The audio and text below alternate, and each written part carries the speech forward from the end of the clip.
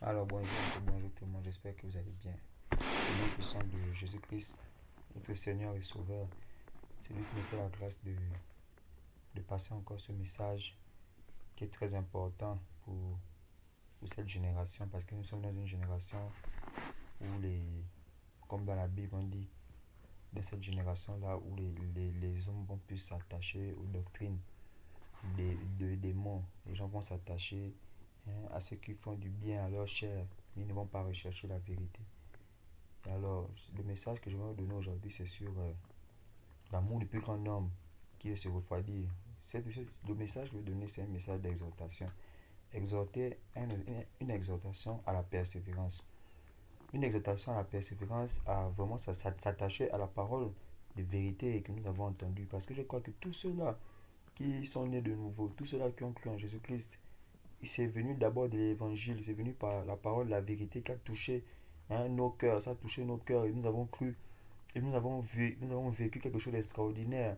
Mais nous ne devons pas nous abandonner notre foi, abandonner l'amour véritable que nous avons reçu de Jésus-Christ à cause de ce monde. Alors, on doit comprendre qu'aujourd'hui dans le monde, il n'y a pas seulement que le plaisir, le plaisir charnel ou bien le péché, l'impudicité qui fait abandonner Dieu.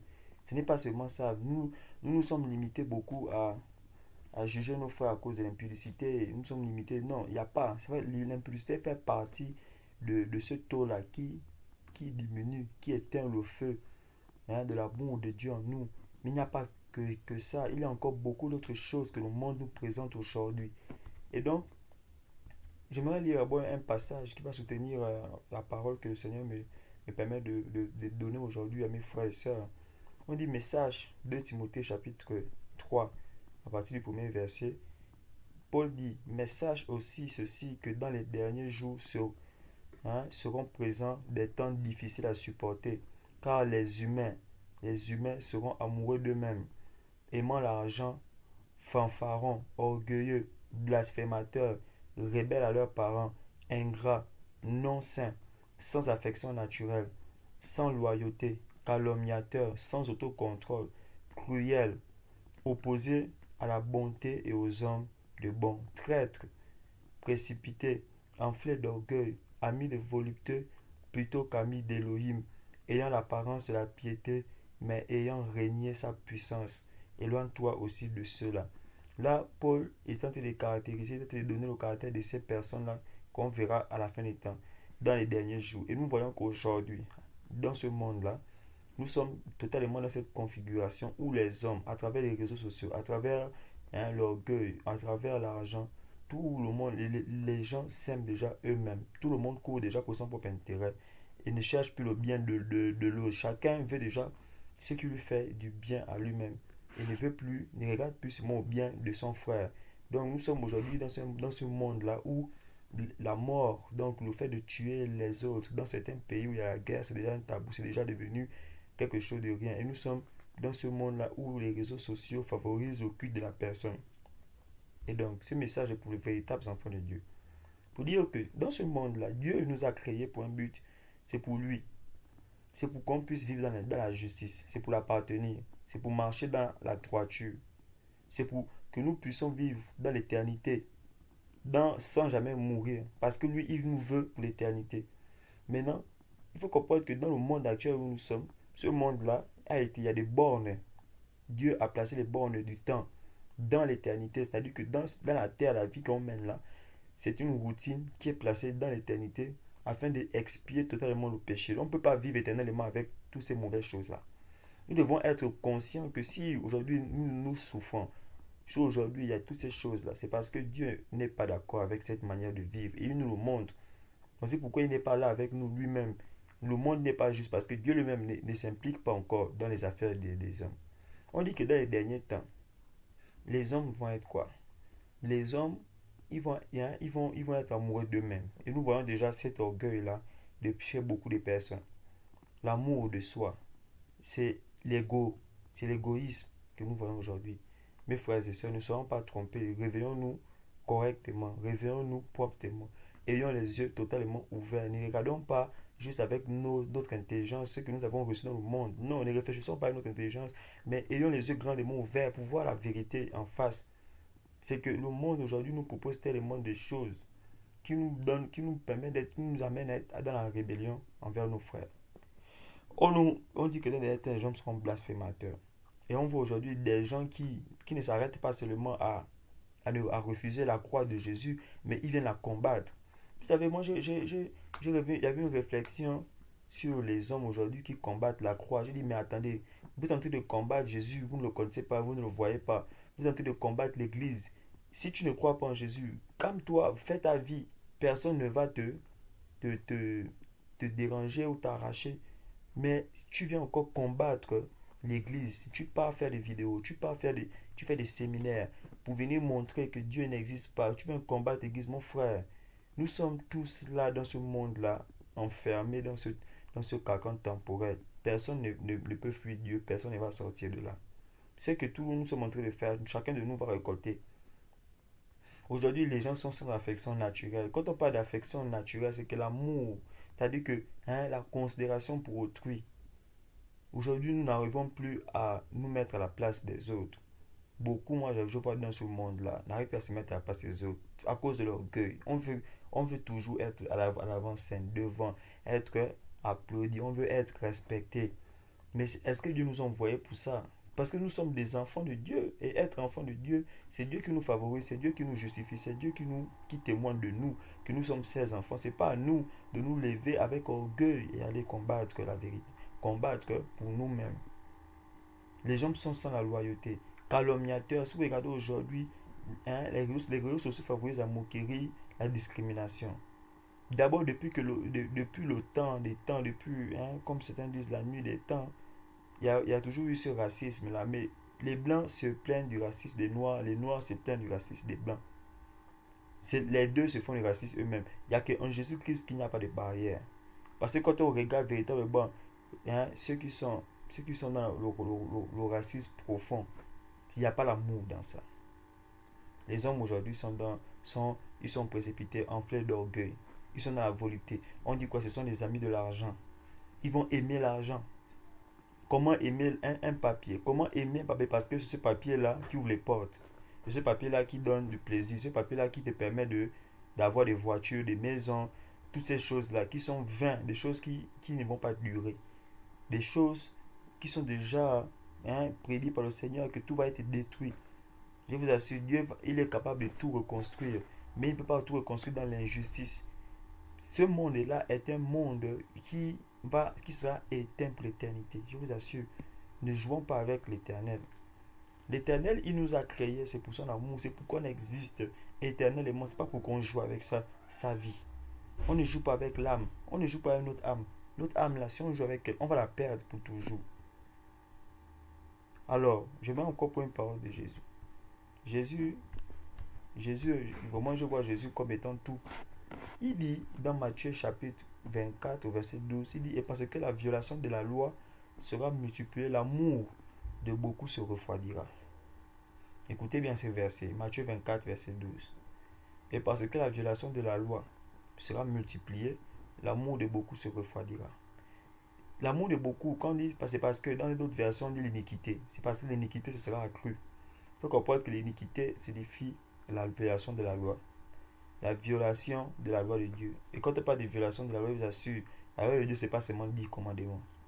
La loi de Dieu, c'est toute une moralité que l'homme doit suivre. C'est la moralité. La loi de Dieu, c'est l'amour. Quand il dit, je vous donne un commandement nouveau, aimez-vous les uns les autres, ça fait partie de la loi. On dit que l'amour, on dit la loi, toute la loi est résumée dans aime ton prochain comme toi, aime Dieu plus que tout. Mon frère, mes frères, ma soeur, alléluia. Je vous assure, on doit aimer Dieu de tout notre cœur et de toute notre pensée. Il doit être au centre de notre vie.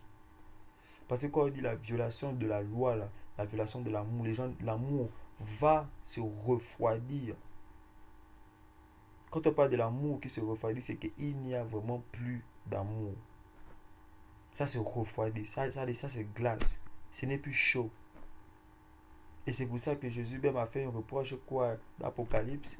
Il dit que il dit que ce que j'ai contre toi, c'est que tu fais des bonnes choses, d'accord, mais ce que j'ai contre toi, c'est que tu as perdu, tu as abandonné ton premier amour. Mais si tu abandonnes ton premier amour, qu'est-ce qui va remplacer le premier amour quand tu abandonnes le premier amour? C'est l'amour d'autre chose, c'est l'amour de l'argent, du monde, des habits, des amis, du succès. L'amour de, on doit te voir, tu es grand, tu es beau, tu es belle, tu es super, c'est toi qui sais parler, c'est toi, c'est toi, c'est toi. Tu t'habilles bien, c'est toi.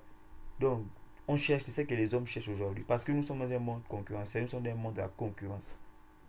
Nous sommes dans un monde où les gens veulent être les premiers. Et pourtant, Jésus même a dit, il est le premier, le dernier. Je vous assure, quand il est le premier, le dernier, nous sommes où? Nous sommes au milieu. Ça veut dire qu'on ne peut pas être premier devant Jésus. C'est impossible. Tout ce que les hommes cherchent, c'est la vanité.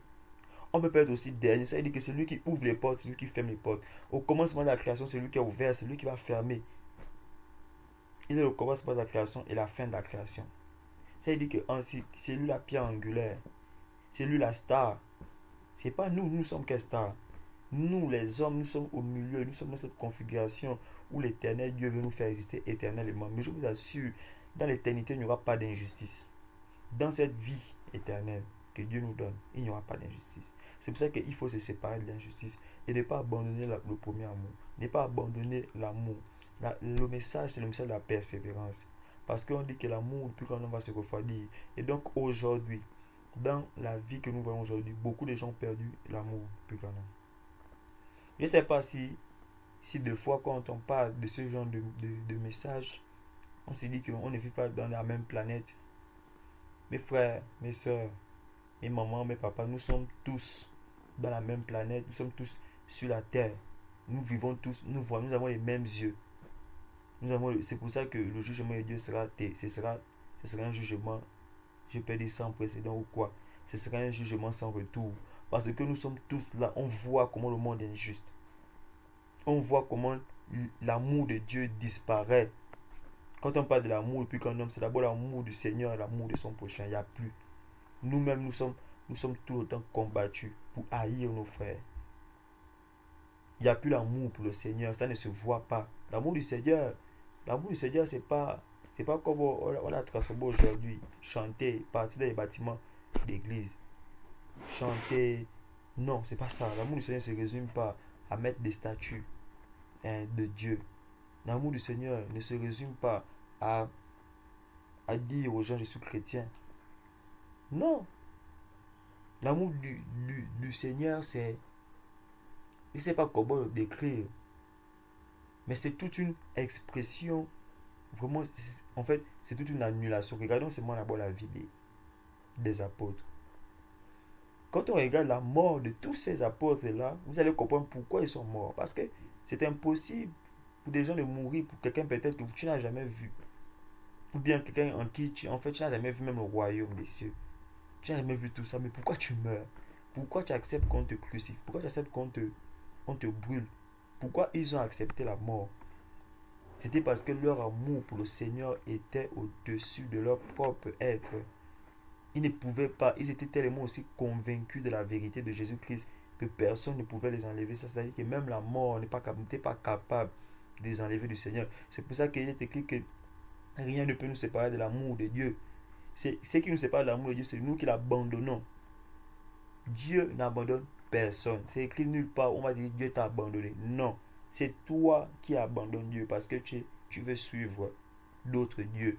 Les dieux qui sont proposés dans ce monde. Les réseaux sociaux, les artistes, les stars de football, tout ce qu'on nous donne. Comme, si nous donne un peu d'adrénaline, de dopamine, de plaisir dans notre corps, c'est ce que les hommes veulent suivre. Mais c'est ça qu'on appelle la mort. C'est ça qu'on appelle la mort. Suivre ces choses, c'est ce qu'on appelle la mort. Voici pourquoi c'est le plus grand des commandements, c'est l'amour. Aime ton Dieu plus que tout. Si tu aimes Dieu plus que tout, il ne va pas tarder à te révéler la vérité sur là où tu es. Si les êtres humains pouvaient vraiment véritablement ouvrir les yeux sur où ils sont, je crois que personne ne devait, en fait, il y a des choses que les hommes ne devaient plus faire. Mais aujourd'hui, on est trop concentré sur cette vie-là, cette vie si bas, que nous oublions le Créateur. nous oublions le commandement que le Seigneur nous a donné depuis le commencement. La justice, c'est pourquoi nous sommes là, nous sommes positionnés là à cause de l'injustice. Mes frères et sœurs, persévérez, persévérez en Jésus-Christ. Je vous assure, on n'a pas d'autre choix. Je vous assure, on n'a pas d'autre choix. À moins que tu n'aimes pas ta vie. À moins que tu ne t'aimes pas toi-même. Parce que d'abord, Jésus-Christ, il a fait tout ça. Ce n'est pas pour lui seulement, c'est pour nous. Oui, oui, oui, il veut sa gloire. Dieu veut sa gloire. Oui, Dieu veut sa gloire, mais c'est qui sa gloire? Pourquoi Dieu veut? Pourquoi Dieu nous veut tant? Parce qu'il veut des enfants, il veut ses enfants. Vous avez vu comment des mamans, des papas peuvent tout faire pour leurs enfants? Imaginez-vous le Créateur. Je vous assure, ne jouons pas avec ça. Le fait d'être enfant de Dieu, là, c'est un privilège énorme. C'est pour ça, mes frères et sœurs, qu'il ne faut pas abandonner l'amour. Persévérons jusqu'à la fin. Voici pourquoi Jésus a dit maintenant, dernier verset que je vais lire, dans le même Matthieu 24 au verset 13, il est écrit, mais celui qui aura supporté bravement et calmement les mauvais traitements jusqu'à la fin sera sauvé. C'est tout.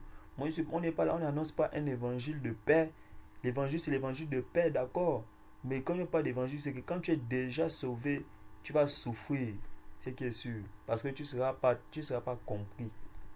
Tu ne peux pas être compris. Quand vous regardez ce monde, la façon dont le monde est matérialisé, la façon dont le monde et je peux dire ça comme un cartésien, le monde est rationnel, scientifique, comme des gens parlent aujourd'hui, la science, la science, la science, les traditions.